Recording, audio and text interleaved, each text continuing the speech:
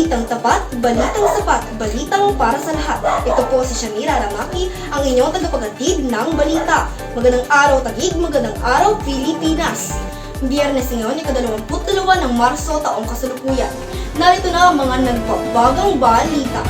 Cybersex din sa Taguig, sinalakay ng NBI, 13 anyos na lalaki, ligtas. Christine Peralta para sa mga detalye. Sa isang matagumpay na operasyon, sinugpo ng National Bureau of Investigation o NBI ang isang cybersex den sa Taguig.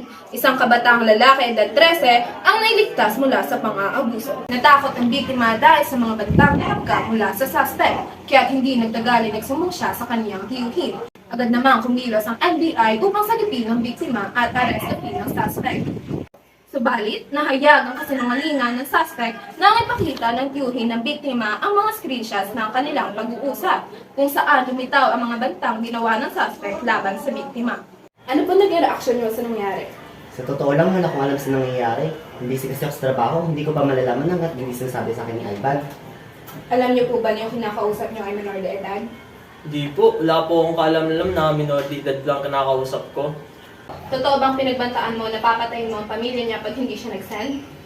Di po, patunayan nga po may gusto ako dyan eh. Di naman po adang yung edad sa pagmamahalan namin eh. Sinungaling ka? Walang hindi na ginawa.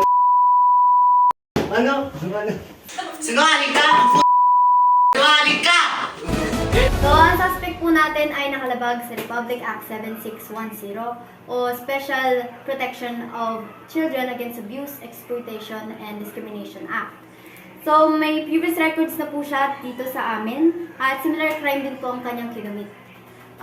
Sa ngayon po ay ikukulong na siya at pinapangako po namin sa aming mga kaya na hindi na po mauulit ang mga ganitong pangyayari.